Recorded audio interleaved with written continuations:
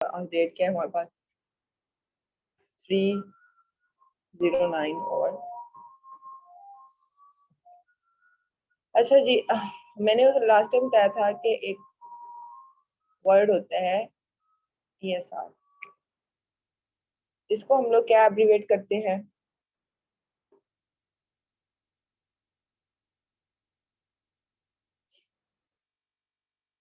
Erythrocyte sedimentation rate.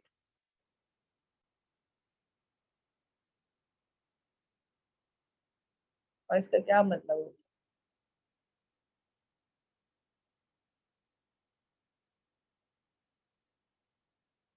अच्छा जी, erythrocyte sedimentation rate कहते हैं। और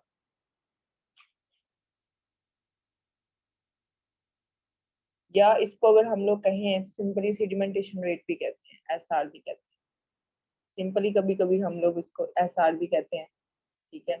और पूरा जो है ये एरिथ्रोसाइट सेडिमेंटेशन रेट है। अगर इसकी हम लोग एक्सप्लेनेशन में जाएं तो ये बहुत ज्यादा लॉन्ग हो जाएगी, इसलिए आपको बस मैं टेस्ट के बारे में बताऊंगी, क्लिनिकल वे में आप लोगों को बताऊंगी।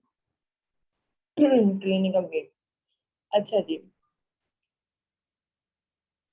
ये जो टेस्ट होता है ये किसी स्पेसिफिक जो कंडीशन है, इसकी कैरेक्टरिस्टिक्स में जो अगर हम लिखें इसकी,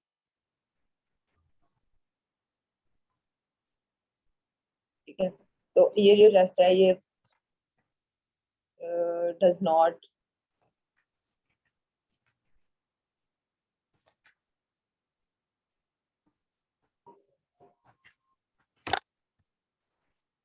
डायग्नोज वन स्पेसिफिक कंडीशन। अब ये किसी एक स्पेसिफिक कंडीशन को डायग्नोज नहीं करता।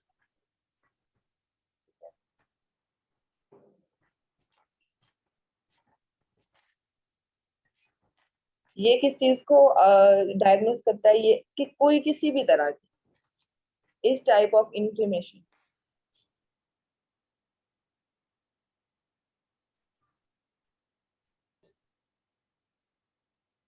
कैरेक्टरिस्टिक्स।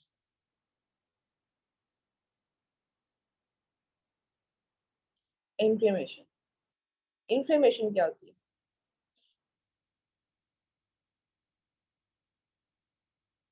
किसी को पता है?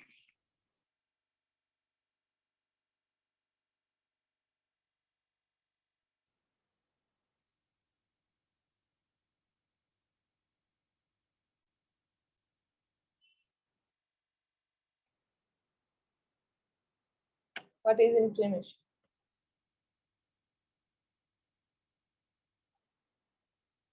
आपका टॉपिक जो है वो हमारे पास है ESR, ठीक है। स्वेलिंग। अच्छा, और कोई? चलिए, इस क्वेश्चन का जो है ना आप लोगों ने आंसर देना है सब बच्चों। मैं आप लोगों की आज ना सारी असाइनमेंट चेक करूंगी, मार्क्स लगा दूंगी। फिर मैं आपको एक लिंक शेयर करूंगी, आप लोग लिंक जाके अपने असाइनमेंट्स के मार्क्स देख सकते हैं। अपलोड हुई, अपलोड करो कर दूंगी मैं खुद ही आज। फिर आप लोग जो जाके वहां पे चेक कर सकते। अच्छा जी, अब एरेथ्रोसाइट सेडिमेंटेशन रेट ये बेसिकली होता क्या है? ये एक ब्लड टेस्ट है जो कि मेजर करता है एरेथ्रोसाइट की का एरेथ्रोसाइट का सेटल हो जाना at the bottom of the test tube. जब एक टेस्ट ट्यूब हम ले लेते हैं मिसाल के तौर पे, आप लोगों ने देखा है वाइल्स होती है, ठीक है। वाइल्स का तो देखा ही, पता ही होगा ना, वाइल्स होती है, ठीक है।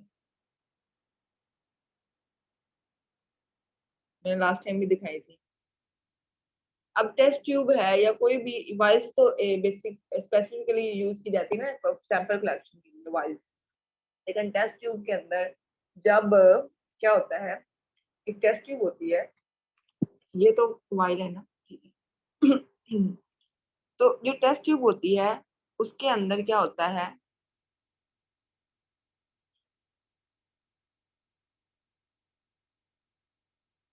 एरेथ्रोसाइट्स जो होते हैं वो क्या होते हैं, नीचे बैठ जाते हैं टेस्ट ट्यूब, ठीक है। हम इसमें एजेंट डालते हैं, इसमें हम रीजन डाल के, तो ब्लड रीजन डालते हैं, ब्लड डालते हैं, जो हमारे पास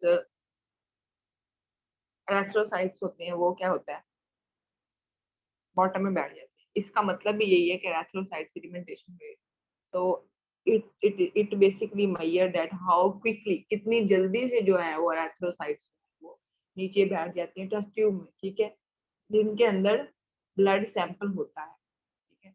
नॉर्मली रेड ब्लड सेल जो होते हैं वो सेटल करते हैं स्लो, आस्ता आस्ता सेटल सेटल डाउन होते हैं, ठीक है, नॉर्मली, ठीक है। और फास्टर, और अगर फास्टर हैं तो फिर वो किससे होंगे, अगर वो फास्टर जल्दी, मतलब मैं इसका मकसद बताने का ये है कि ये नॉर्मली जो है, नॉर्मल इसकी जो रेंज है, नॉर्मली ये स्लो स्लो जो है वो नीचे बैठते हैं, ठीक है। लेकिन अगर ये फास्टर हो रहे हैं तो दैट्स मीन ये रेड जोन में चले गए। रेड जोन मतलब डेंजर, रेड जोन डेंजर होता है, मतलब क्या, कि इन्फ्लेमेशन है, इट विल इंडिकेट इन्फ्लेमेशन।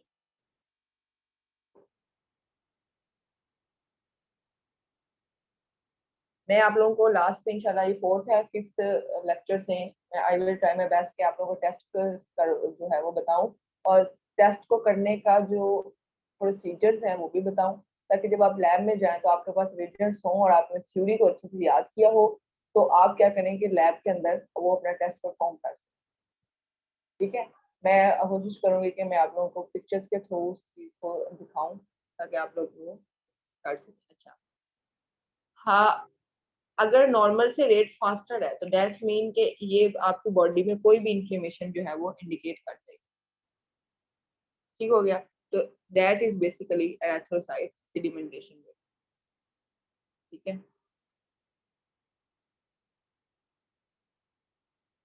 अच्छा जी, सब समझ आ गई यहाँ पे। एरिथ्रोसाइट्स बेसिकली होते हैं, काम काम है, इन्फेक्शन भी बोल सकते हैं जी, आप लोग इन्फेक्शन भी बोल सकते हैं। इन्फ्लेमेशन, इन्फ्लेमेशन को वैसे काउंट किया जाता है। अच्छा, जब आप इस इसका क्वेश्चन का आंसर ढूंढोगे ना, तो आप लोगों को इस चीज का आंसर मिल जाएगा कि बेसिकली इसको हम इन्फेक्शन बोल सकते हैं कि नहीं। ये आपको क्वेश्चन देने का मतलब भी यही कि आप खुद जो है वो इस चीज को डायग्नोज करो। अच्छा जी, उसके बाद अब मैं बताती हूँ कि एएसआर को हम लोग किस चीज के लिए जो है वो करते हैं।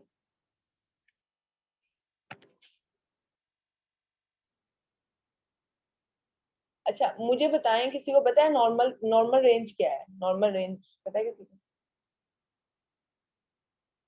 एएसआर की नॉर्मल रेंज किसी को पता है कितनी होती है, कैसे बताएं जरा, एक्सप्लेन करें। मैम 0 से 10 माइक्रो मिलीमीटर्स होती है मेल में, और 0 से 15 होती है फीमेल में। 0 से कितनी, 0 से 10 होती है मैम MM मेल में, और 0 से 15 होती है फीमेल में। अच्छा तो ऐसा क्यों होता है, फीमेल में ज्यादा क्यों। Ma'am related to menstrual cycle होगा शायद। अच्छा, मैम मैंने कल ही अपना CBC करवाया है 27 को, तो मैंने इसलिए मुझे याद था। अच्छा, यस मैम।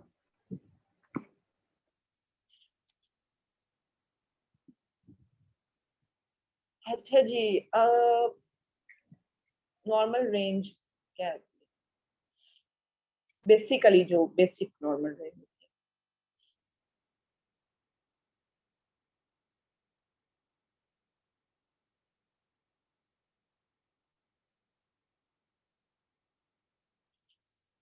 वो होती है 0 to 22 बेसिक,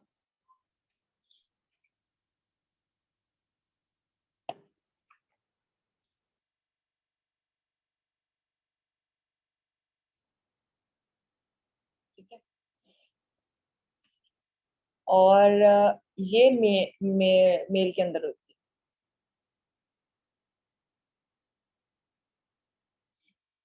और अगर हम लोग फीमेल की बात करें फीमेल के अंदर जो है वो इतनी होती है, वुमेन के अंदर। अच्छा जी, ये जी ये तो जी इसकी रेंज हो गई, ठीक है। अब अगर नॉर्मली आप लोग देखें तो नॉर्मल रेंज वहां पे डिफरेंट लिखी हो जा सकते हैं, डिफरेंट लेवल में डिफरेंट। अब यहाँ से आप लोग कंफ्यूज नहीं होना कि स्पेसिफिकली कहीं पे भी, मैंने आपको बताया था कि हर लैब का अपना होता है, फिल के उनके अपने टूल्स होते हैं, उनके अपना ही वो अपना मोनोग्राम जो भी होता है उनका अपना एक सेटअप होता है, उन्होंने अपने नाम रखे होते हैं सीबीसी, उन्होंने कहा वैसे बेसिकली सीबीसी पर्पल में लिया जाता है, लेकिन हर बंदे का अपना अपना, हर लैब का अपना अपना वो है हिसाब, ठीक है। इसी तरह अगर ईएसआर जो है वो उसकी नॉर्मल रेंज आप कहीं और भी, अब देखिए मैं एक चीज आपको बताती हूँ कि जैसे जैसे जो है वो इंक्रीज होता है ना, जैसे जैसे जो है वो ये लेवल इंक्रीज होता है, उस हिसाब से हम लोग नोट करते हैं कि जो इन्फ्लेमेशन की स्टेज है वो कौन सी है, टाइप ऑफ इन्फ्लेमेशन कैसे पता चलती है, ठीक है। जब हमारे पास उसका जो लेवल है नॉर्मल रेंज से ज्यादा होता है, नॉर्मल रेंज से इंक्रीज करता है ना या डिक्रीज करता है, या तो इंक्रीज हो रहा है, ठीक है, या डिक्रीज हो रहा है, तो फिर हमें क्या पता चलता है उससे कि इन्फ्लेमेशन की जो स्टेट कौन सी है, ठीक हो गया। अच्छा जी, अब मैं आप लोगों को एक और चीज बताती हूँ कि हाई और लो में भी डिफरेंस होता है, यानी हाई अगर हो रहा है तो इसका मतलब है कि बॉडी में जो है फंक्शनिंग इन्फ्लेमेशन की स्टेट और है, अगर लो हो रहा है तो फिर उसकी भी और है, तो मतलब ये फर्दर ये सारे जो है ना, ये सारी चीजें इसी में शामिल हो जाती है। अच्छा, एक और चीज मैं बताती हूँ कि इसके जो मेन काजेज हैं वो क्या है, ईएसआर जो है उसके मेन काजेज क्या है, वो मैं आप लोगों के साथ शेयर करती हूँ, और उसका ट्रीटमेंट क्या है मैं आप लोगों के साथ शेयर करती हूँ। अच्छा, अगर तो आदमी तबीयत नहीं ठीक, काजेज,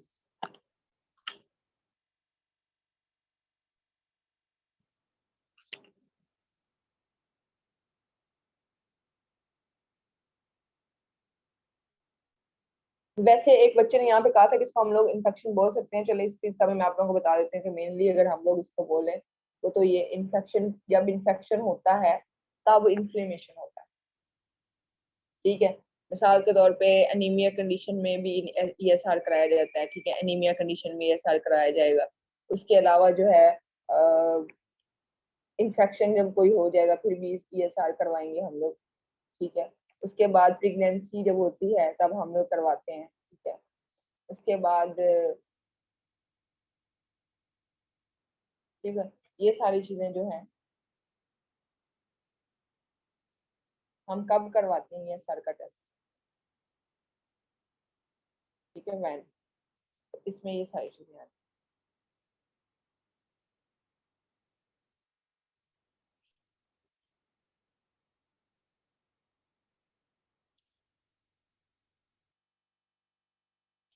अगर तो ईएसआर का लेवल 22 टू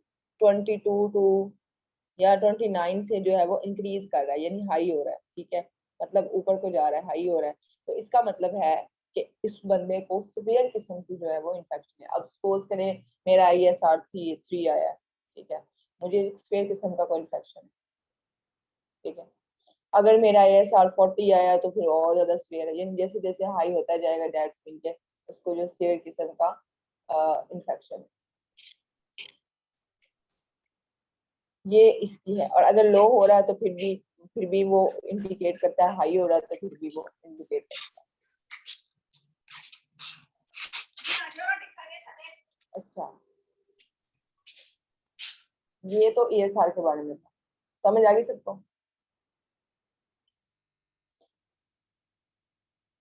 समझ आ रही है।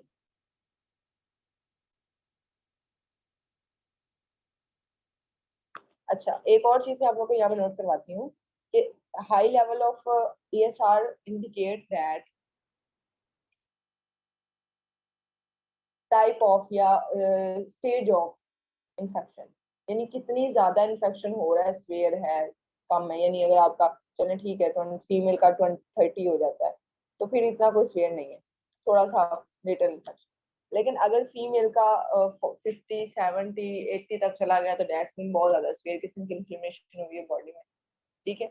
और मैंने बताया कि कितनी कंडीशन में टेस्ट किया जाता है, जब एनीमिया कंडीशन हो, कोई इन्फेक्शन हो, तब हम लोग ये करते हैं।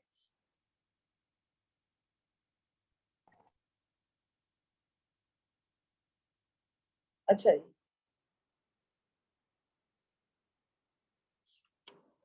एक और चीज मैं आप लोगों को बताती हूँ।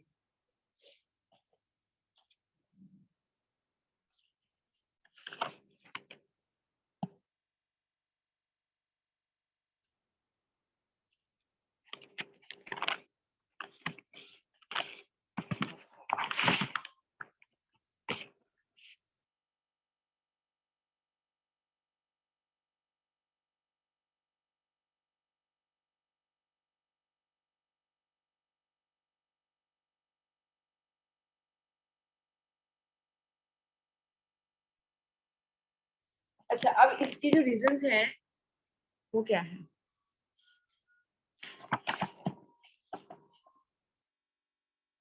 अगर आपका ESR लेवल जो है वो हाई है, ठीक है, उसकी क्या रीजन हो सकती है, कोई बताएगा?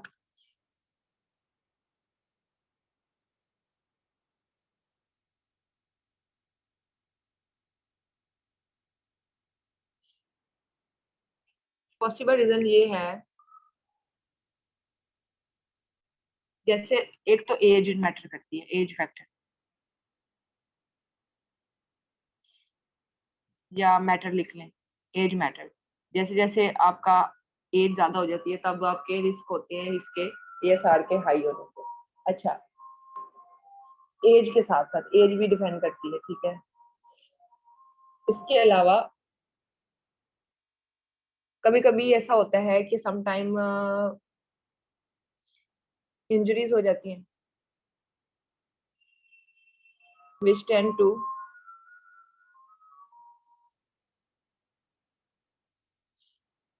raise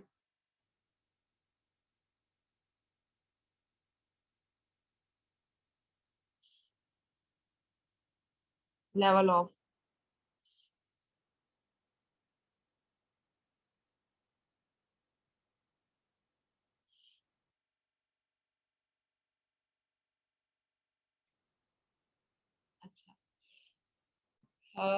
उसके अलावा आर्थराइटिस, ट्यूमर्स, ठीक है, अगर वो डायग्नोज हो गई हैं, PMR होता है, और कुछ और डिजीज ऐसी हैं, यानी सपोज करें हम लोग कह सकते हैं कि, यानी मैंने आप लोगों को एक बात बताई थी शुरू में कि any type of inflammation, infection, injury, any type of, उसमें फिर सारा कुछ आ जाता है, यानी स्वेयर कंडीशन जो भी है वो आ जाती हैं। अब इसमें एक और चीज है कि ट्यूमर जो होती है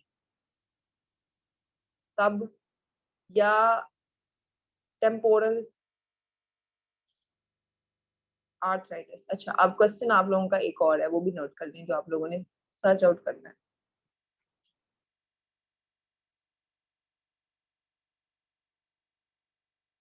what is temporal arthritis? It's your question. बस मुझे इसका आंसर 2 लाइन्स में चाहिए। अगर वो स्पेसिफिकली 2 लाइन से इंक्रीज कर रहा है तो you may go for 3, above 3 to 4 lines.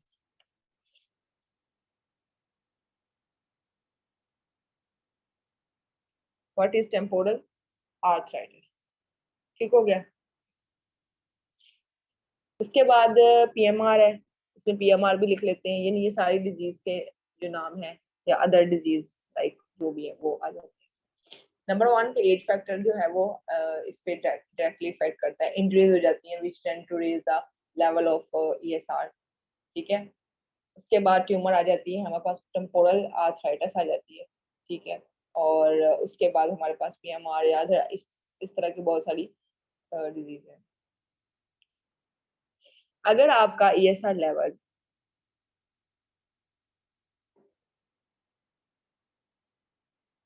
100 से अबव चला जाता है,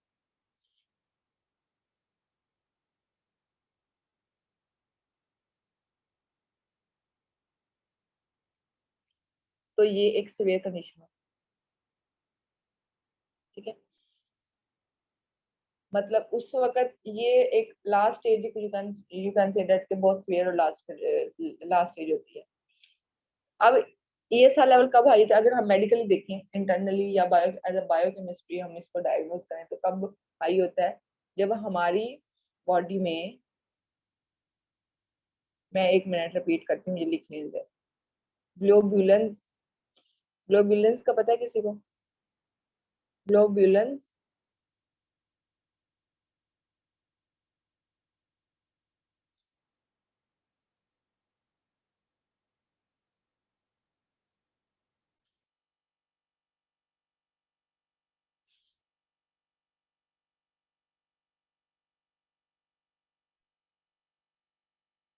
र्यूमेटिका, ग्लोब्युलेंस, ये जो है इंक्रीज करते हैं, तब हमारे ये एक और चीज बोली, सॉरी, यहाँ पे ये इसका पूरा नाम जो है ना वो पी है।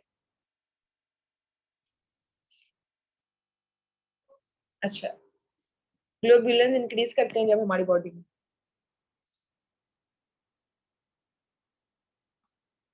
तब हमें इस तरह की कंडीशन जो है, तब हमारा ESR लेवल हाई होने शुरू हो जाता है। अब ग्लोबुलियंस कहाँ होते हैं, क्या होते हैं, ये आंसर तो आप लोगों ने मुझे देने। ठीक है, एक और क्वेश्चन लिख लें।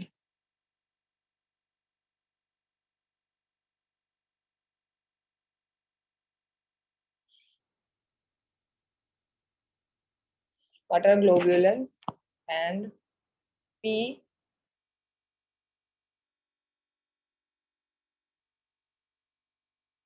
रूमेटिक, रोमैटिका बोलते हैं, रोमैटिक, आर नहीं, व्हाट आर ये हो गया, ठीक है, and there, where they found, कहाँ पाए जाते हैं बॉडी में, in body, and their function, function होते कहाँ हैं, इसके अलावा इनका फंक्शन। ठीक है, और उसके बाद ये बॉडी में पाए कहाँ जाते हैं, ये जी आपका एक और क्वेश्चन होगा। ये लॉन्ग, ये थोड़ा लंबा जा सकता है 1 पेज तक, इसको जरा अच्छे से स्टडी करना है, फिर मैं आप लोगों को ना क्लियर करूंगी।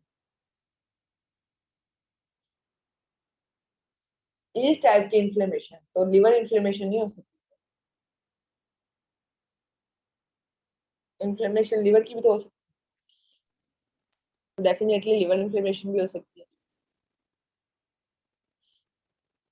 अच्छा जी, ये जी सारा आज का एरिथ्रोसाइट के बारे में था।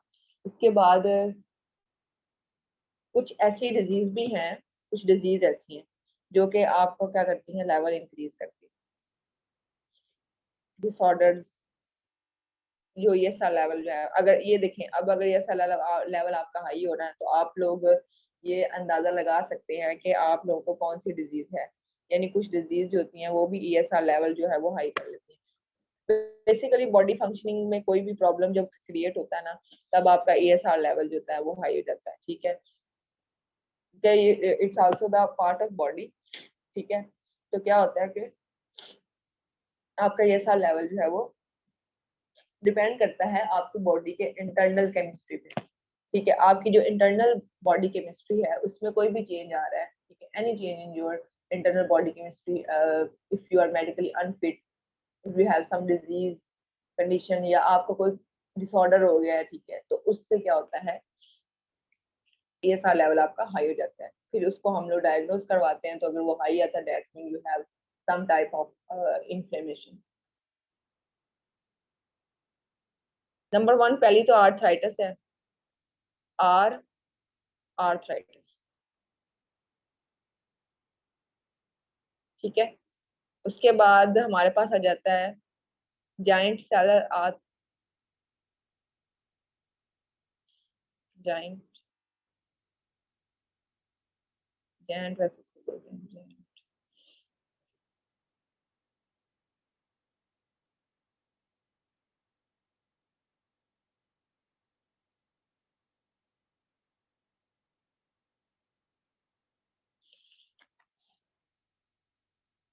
इसके अलावा हमारे पास एक आता होता है एक्सेस फेब्रिनोजेन इंजर्ड, यानी आपका जो फेब्रिनोजेन है, फेब्रिनोजेन क्या होता है बताया था मैंने आपको, एक्सेस फेब्रिनोजेन, बिल्कुल क्लॉटिंग प्रोटीन है ये फेब्रिनोजेन। अगर आपकी बॉडी में एक्सेस अमाउंट में फेब्रिनोजेन हो गया आपके ब्लड के अंदर तो क्या होता है, इसका लेवल आपका हाई हो जाता है।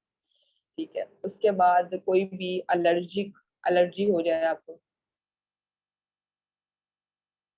ठीक है, कोई भी एलर्जी हो जाए तो फिर भी जो है वो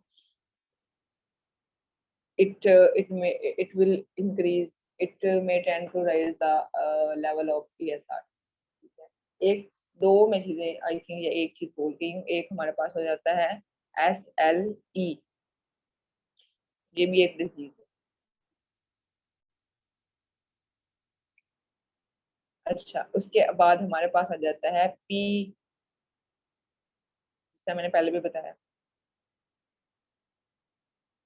रोमेटिक टीका, वैसे रोमेटिक का बोलते हैं। I am not feeling good today, that's why आज थोड़ा स्लो डाउन। अच्छा जी, ये जी डिजीज है जिन कंडीशन में हमारा ESR लेवल हाई हो जाता है। कोई क्वेश्चन यहाँ तक सारी समझ आ गई? रिपीट कर दूं पीछे से, फिर नेक्स्ट टॉपिक पे जाते हैं। मैं रिपीट करती हूँ। ESR के बारे में हमने पढ़ा था। Basically ESR erythrocyte sedimentation rate होता है। इसकी कैरेक्टरिस्टिक में अगर हम देखें तो it will not diagnose the only specific condition, किसी स्पेसिफिक कंडीशन को ये डायग्नोज नहीं करता। उसके बाद मैंने बताया कि ईच टाइप ऑफ इन्फ्लेमेशन जो है वो इंडिकेट होती है in the via ESR level. ठीक है, each type of inflammation. Okay, then मैंने क्वेश्चन दिया है कि व्हाट इज इन्फ्लेमेशन। इसके बाद मैंने आपको बताया कि जो बेसिक रेंज है एक मैन के अंदर 0 to 22 होती है। उसके बाद हमारे पास जो फीमेल है उसके फीमेल में 0 to 29 होती है। अब जैसे जैसे आपकी ESR लेवल हाई होता जाएगा, क्या होगा कि आपकी इन्फ्लेमेशन का, यानी you have a spare type of inflammation in your body. ठीक है, उसके बाद मैंने बताया कि जो एरिथ्रोसाइट्स होते हैं वो टेस्ट ट्यूब के अंदर बहुत स्लो स्लो जो है वो नीचे बैठते हैं, लेकिन अगर वो बहुत जल्दी से बहुत फास्टली बैठ गए तो दैट्स मीन क्या होता है, अब हम लोग क्या करते हैं, सीरम लेते हैं।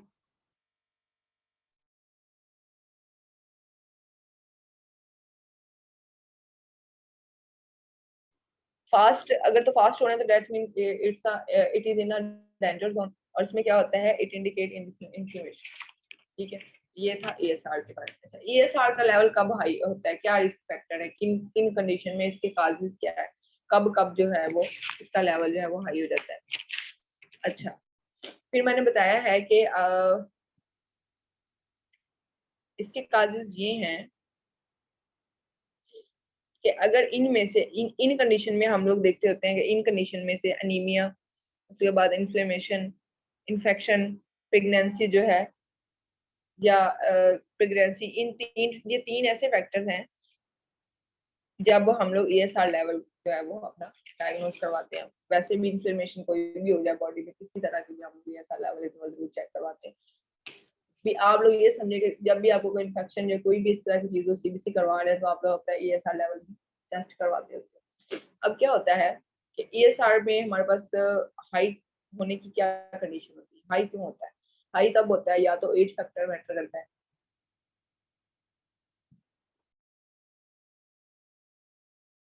एज फैक्टर मैटर करता है, यानी आपकी एज ज्यादा है होती जा रही है, that's why ESR level increase हो रहा है। इंजरीज हो गई जो कि आपको जिससे भी आपका जो ESR लेवल है वो हाई जाता है। उसके बाद ट्यूमर कंडीशन में उसके बाद टेम्पोरल आर्थराइटिस हो जाता है, तब भी आप लोगों को ESR, आप लोग का ESR लेवल हाई हो जाता है। PMR या कोई भी डिजीज हो तब यानी एनी टाइप ऑफ म्यूटेशन या एनी टाइप ऑफ इबनॉर्मेलिटी या किसी भी तरह की आपकी बॉडी में जो अब नॉर्मल फंक्शनिंग हो रही है या कोई भी ऑर्गन आपका या कुछ भी आपकी आपकी जो केमिस्ट्री है वो डैमेज हुई है तो फिर आपका ESR लेवल जो है वो हाई हो जाता है। अब क्या कहते हैं ESR लेवल अगर आप लोग अबव 100 होता है तो वो सीवियर कंडीशन होती है, यानी उसको हम लोग बहुत सीवियर स्टेट कहते हैं ESR लेवल। अब मैंने एक क्वेश्चन दिया था कि व्हाट इज टेम्पोरल आर्थराइटिस, फिर मैंने बताया कि बॉडी के अंदर अगर तो ग्लोब्यूलेंस इंक्रीज हो गया तो फिर भी आपका ESR लेवल हाई हो जाता है। ठीक है, अच्छा उसके बाद मैंने एक चीज बताई कि डिजीज और डिसऑर्डर्स कौन कौन सी हैं जो कि इंक्रीज करती हैं ESR लेवल को। यानी अब देखिए अगर तो ESR लेवल हाई है, अब हम कैसे अंदाजा लगा लें कि किस कौन सी डिजीज हो सकती है। अच्छा आर आर्थराइटिस आ जाता है, जाइंट सेल, ठीक है। उसके बाद इंक्रीज फाइब्रिनोजेन, अगर आपकी जो फाइब्रिनोजेन है वो बॉडी आपके ब्लड में इंक्रीज हो रही है तो दैट्स व्हाई आपका जो ESR लेवल है वो हाई हो गया, इसी वजह से आपका जो है वो ESR लेवल हाई हो गया। एलर्जी कंडीशन जो कोई भी एलर्जी हो जाए तब भी आप लोगों का ESR लेवल जो है वो हाई हो जाता है। इसके बाद SLE, ये भी एक डिजीज कंडीशन है। उसके बाद पी रोमेटिका एक ऐसी डिजीज कंडीशन है जब आपका ESR लेवल हाई हो जाता है। फिर मैंने आप लोगों का क्वेश्चन दिया कि what are globulins and P rheumatica and where they found, कहाँ बॉडी में कहाँ पे होते हैं, ठीक है, और कैसे इनकी प्रोडक्शन हो रही होती है, और उसके बाद जो है वो इनकी फंक्शनिंग क्या है और ये मतलब ये करते क्या है। ठीक है, ये भी 3 क्वेश्चन थे और ये साथ कोई क्वेश्चन कोई समझ ना आया तो बता दें।